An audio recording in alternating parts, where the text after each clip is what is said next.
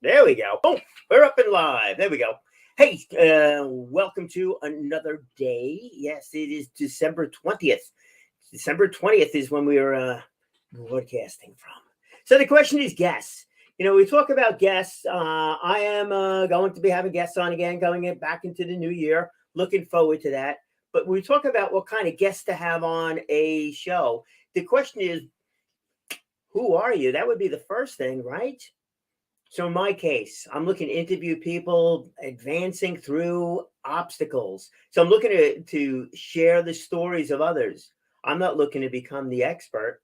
I'm looking to share those stories outward for you to understand that there's a multitude of different things that we go through, some self-inflicted, some not, whatever. So those challenges that we go through in order to achieve something maybe we never would have achieved. Doug, good afternoon to you. You happen to be one of them.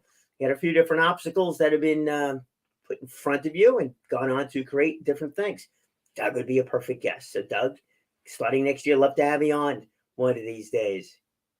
But if you're hosting your own show and you want to be seen as the expert or an expert in an industry, or now you got to really take a look at the kind of guests that you're having on or not. So a lot of these podcasts that takes place, or vodcasts that take place, people are teaching something. You're now an expert. You're portraying yourself as somebody who teaches other people. So you have the expertise in, let's just say, digital marketing, right? You have the expertise in digital marketing. So what kind of a guest can you have on? So if you have on somebody that is also an expert in digital marketing, and you can use that term as a generic term, now you become it becomes a bit of a challenge, doesn't it? So how can you ask that person a question? All right. If I say I'm an expert in hosting vodcasts, and I have somebody else that's also hosting vodcasts, and I ask them for their opinion on something, what do I do if I'm saying, oh, I know it all? How can I ask a question? You can't. It's awkward doing that. And then they're going to give a response. And then then your response is, do you agree with it or disagree with it? If you agree with the way they do something and it's different than the way you do something, but you're the expert, you've got all the answers, you're not looking, you're no longer the expert. You're not portraying yourself. You're not going to be seen that way because you're now taking the advice of somebody else. So it diminishes your quote unquote as the expert in something. So be careful if you're going to be doing that, if you're going to be the expert host. Now, if you have expertise within an industry, now we got something a little bit different there. So remember, are you an expert or you have expertise in an industry? Think about that one for a second. I'm going to drink coffee. So let's assume I have expertise in an industry. Again, we'll use vodcasting as the industry. So I have expertise in it. So I have expertise in my way of doing something. This is how I approach it. You might approach it slightly differently. I'm sure you do. We're all different people. Different people do different things differently in order to perhaps achieve the same goal. We all want to help somebody. We all want to increase the amount of people that watch these programs and stuff like that. All right, but we all want to help somebody. I guess that we'll say that's the common one over there. So now if I have expertise in hosting a show, I have my approach to doing it. What is my approach to doing it? It comes to, a guest.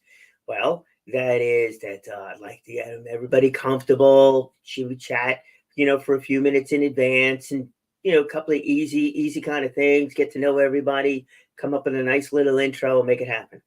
Other folks that have expertise in hosting a podcast or a podcast, same kind of thing. They want to tell motivational stories. Well, they might just go right at it, right at it. What was your problem? What did you overcome? How did you wind up in that situation? Be a bit more abrupt with it. Okay, that's their approach. And others would like to do that pre-interview. Have a pre-interview, a hour-long interview in front of a half an hour show to make sure they have everything. Others might like to have an intake sheet that is, let me rephrase, an intake sheet is a good idea. How to pronounce your name, what the website is, stuff like that. That I think everybody should do across the board. But an intake set of questions, some do, some don't. Like when I was interviewing people, I wanted to know what your end goal was. What was the message you wanted to deliver? I knew why I was having somebody on, but I wanted to know what that end goal was. Maybe you're hosting something and you have your own message that you want to deliver out, and you want to make sure that the guest fully understands the message that you're trying to deliver through their story, and you're going to work it through that way, and you want to know what they're going to be talking about. Okay, different. So you might have a whole intake form, not just a sheet, but a whole form. Is one way better than the other? Not necessarily. So that expertise in an industry, I would tend to say, actually, I'm going to say, it's not I'm going to tend to say it, I will say it, is that we all have different styles on interviewing. I've sat down with many people on that. And I'm talking just interviewing live to tape, or just live to tape. There's no editing involved over here. Forget about the editing. That's a whole different thing. But that live to tape or just flat out live interviews, some folks are much, much more comfortable having a lot of that structured out in advance. This way they know where it's going. Makes the host more comfortable, or it makes the host a bit more knowledgeable and gives the host a lot more direction. Maybe it also helps the host really come up with much more finite kind of questions. Think about that. So if I interview somebody and I don't we'll say, formally prepare for that. In other words, I get an intake sheet. Intake sheet, your name, phone number, email, web address, some of the backstory, what your tagline is, or what your message is, and I just leave it like that. And you as a guest should know that you're going on a program where, advancing through obstacles and pretty much delivers the message as to what we're talking about over here. So some questions going to be in line with that whole thing. So now, and then the questions are just more flow of thought, just letting it just naturally progress, mostly naturally progress. Because if I'm interviewing somebody, I know what direction I want to take it in.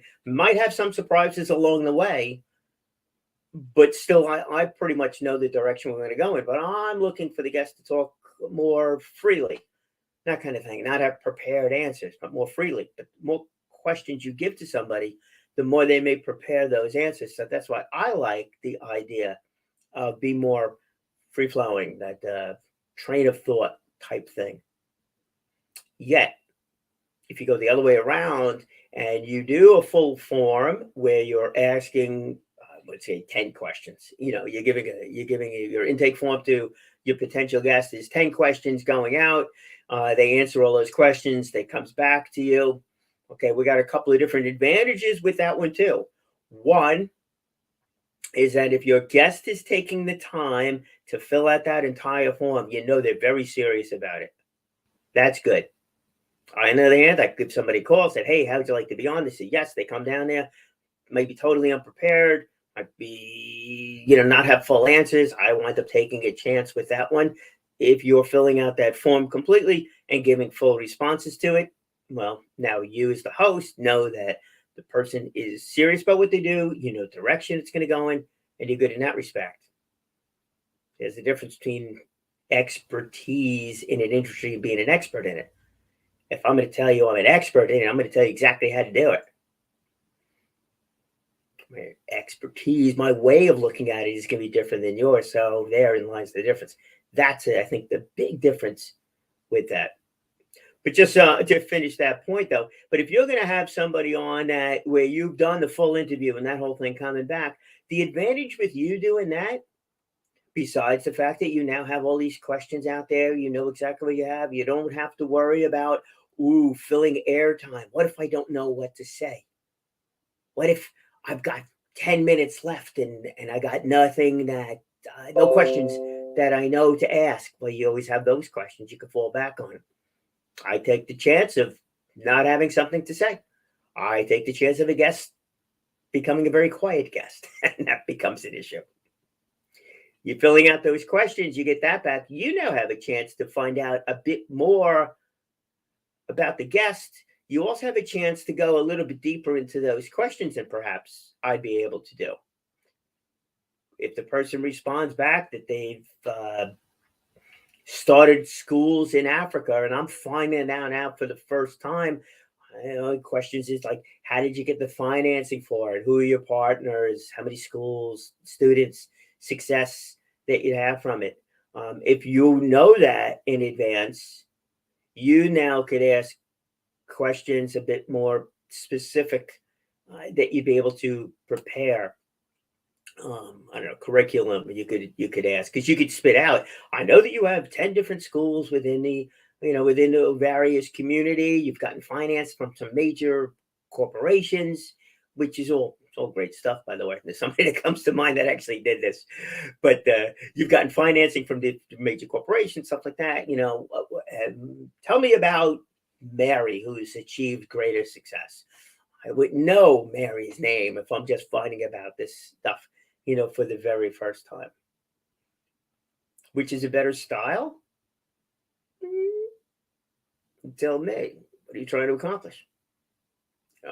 If you want to be that in-depth, hard-hitting interviewer, maybe the full intake form would be the way to go. If you want to look at I find the message to be more important than some of those little intricate details, and I'd rather have that, let's say, raw enthusiasm. So I go that way. So really pay attention to that whole thing. Whether or not you are an expert, it's all about me, I have all the answers, or if you're sharing your expertise with your guests. Now, another thing to do, if you want to share your expertise with people, now you can take a look at the topic. Let's go with the topic of, digital marketing. Is there one way or marketing? Is there one way to market something? Absolutely not. So maybe your expertise is more in the digital marketing world, but you want to bring somebody else on that's also in the marketing world. Now, all of a sudden, you're sharing your expertise within an industry, that digital marketing, but you're staying an expert. You're going to position yourself here where you're still staying an expert in digital marketing, which means you will probably not, or you will not have anybody else on that is in your space, your finite space, that small space of a digital marketer. You might have somebody on that does marketing through podcast. You might have somebody on that does marketing through regular TV shows or through newspaper ads, anything like that, to talk about the differences there and to share different thoughts with your audience, what might be appropriate for them, what might not be, but you're still keeping yourself in that expert category as a digital marketer and a full understanding of an industry, which I actually think is really terrific. Because look, if I'm coming to you as a client, I'll say, all right, it's Brian, I got the radio show, the podcasting, that we're doing over here. I need to market it more. And you're telling me digital marketing is the greatest thing in the world. It's the only way to go and stuff like that. I said, yeah, but more along the lines of focused on Long Island with different topics and stuff like that. Don't you think a newspaper would make sense? And you, as a digital marketing person, say you don't know anything about newspaper ads. It's like, really? So how could you tell me that yours is better than your approach is better than their approach if you don't even know what their approach is? You can't do that. You just can't do that. You lose all kinds of credibility if you do something like that. So don't do that. So keep that in mind. You want to be able to have, as I like to say, that first level conversation about anything that's surrounding your topic, and then you could be a coach and get hired by different people to do things. Look at your vodcast or podcast as the same kind of thing. When you're hosting something, you want to host, you want your show to portray you from, if you're doing it for business purposes, you want that show to really truly portray you in the same way that you would portray you if I sat down across the table from you and say, look, hey, I got this project I'm working on. I want to expand it. Let's talk about marketing. What are the different marketing ideas, solutions, and stuff like that? Well, if you're doing a podcast on that category, now I can listen to your podcast. Now, when I sit down with you, I have a very, very good understanding of who you are. If you tell me you're an expert in absolutely everything, chances are I'm not sitting down with you because you're not. How many people could really say they're an expert in everything within an industry?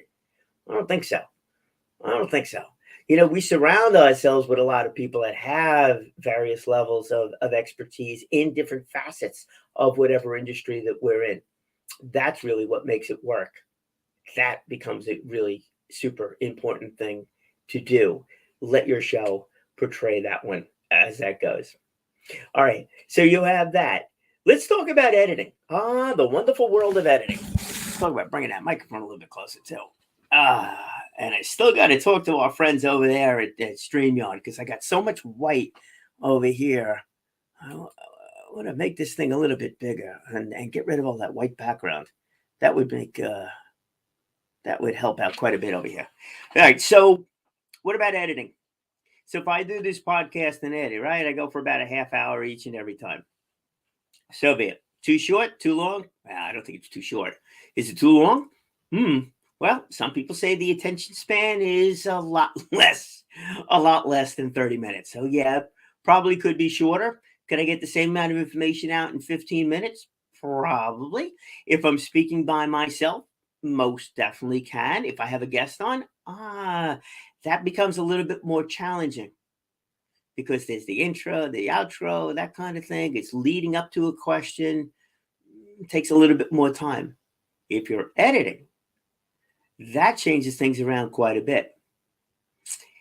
If you are editing a program, let's assume, and there's a few people that do they do their vodcasts and then they edit it down to a shorter length. So they have the raw one live and then they edit it down to something, or maybe they edit it down to do a podcast or to a podcast with it and doing it that way. Okay. So can you do that? Yes, that definitely takes on another level of effort, or it takes on another level of money. Going back to the monetary side of this thing. Right? You want to do this, you want to have some video that you could put up on your website. This is super easy to do. All you do is turn it on. You don't even need to use StreamYard or any of those things, right? You turn on your computer, you do yourself a Facebook Live, something like that. Or Zoom or StreamYard, if you're going to have guests, one of those things, cost you virtually no money, a couple of lights, and even that, you probably don't even need altogether too much with that one either. Okay, easy enough to do. The video goes up on your website. Again, you can download it, make sure it gets over to YouTube. It's easy to share from YouTube. Easy to do. I figured it out. It's not that hard.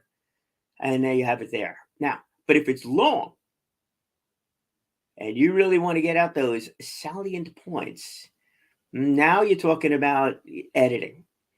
So if you have a guest on, you could do the full half hour or thereabouts, but that half hour show and then edit out different pieces of it.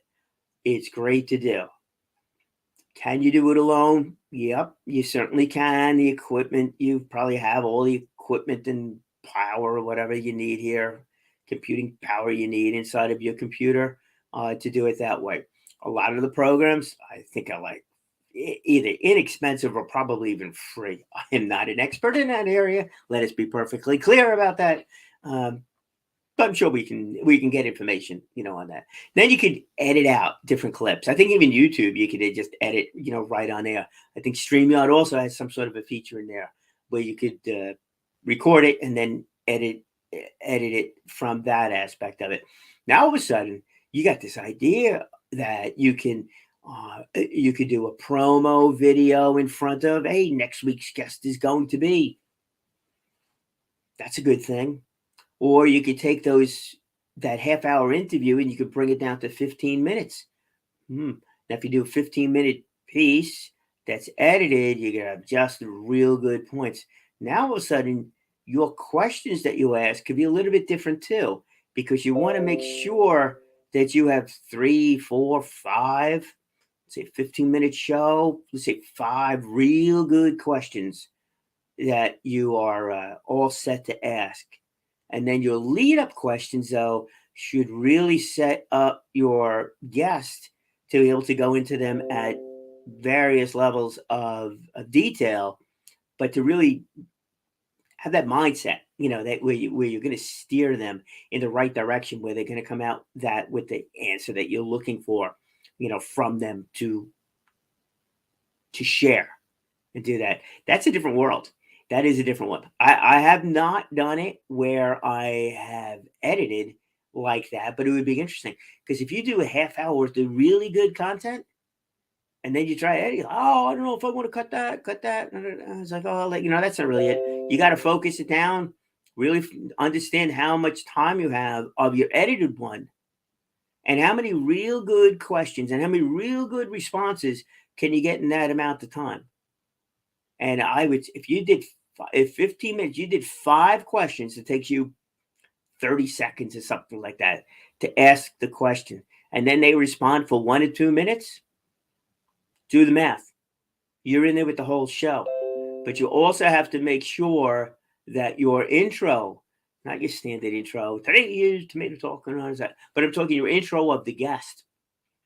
That also has to be done properly and completely, because now you have a very pointed direction that you want to take that show.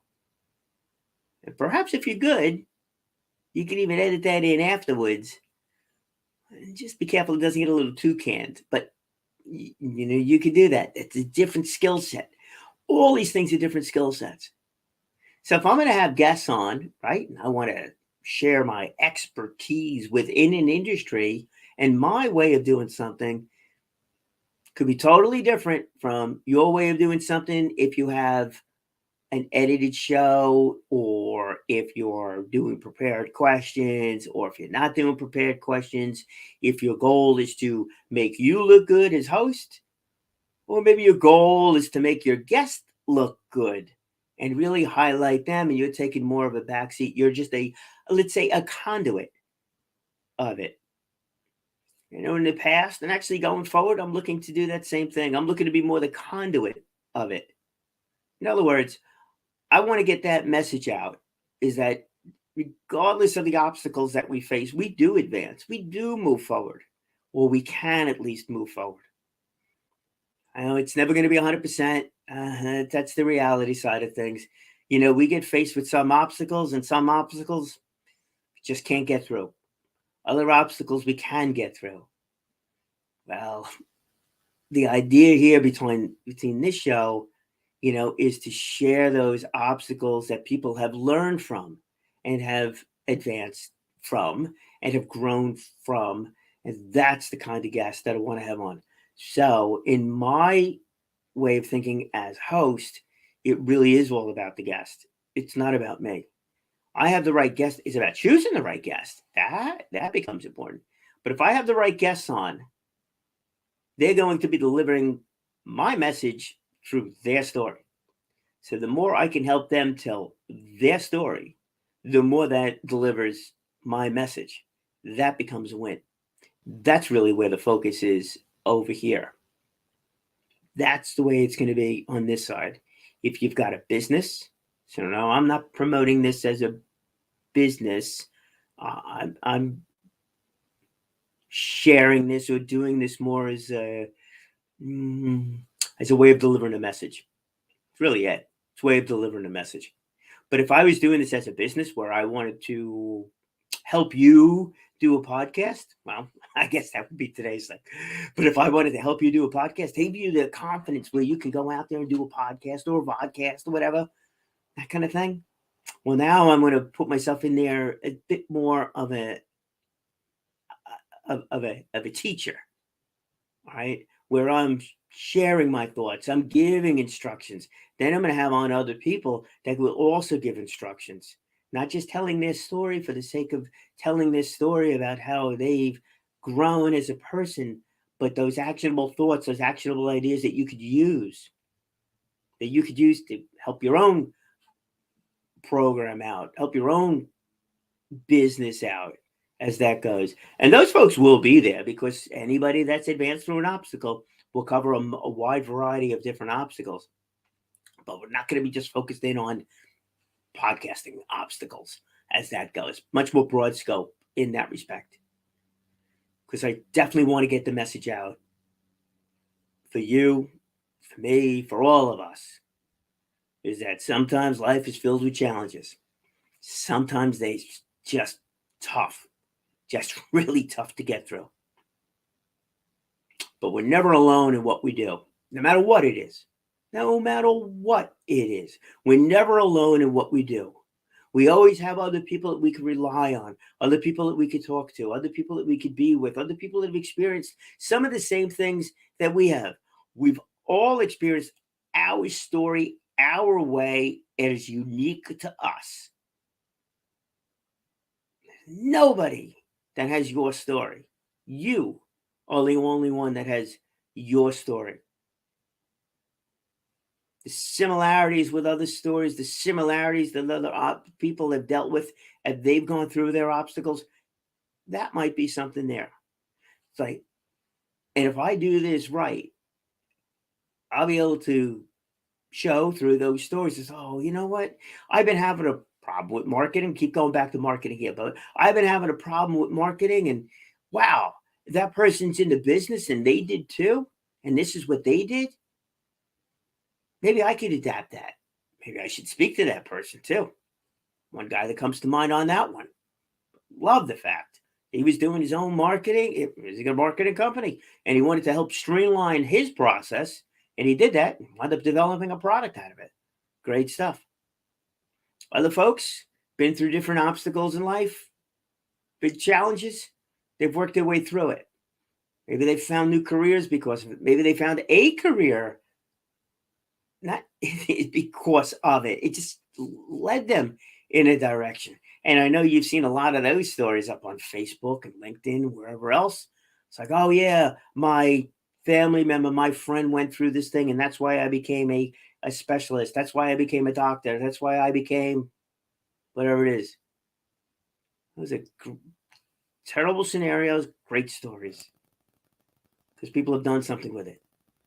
And they've done something to help us all improve in some respect. And that's definitely a nice thing to do.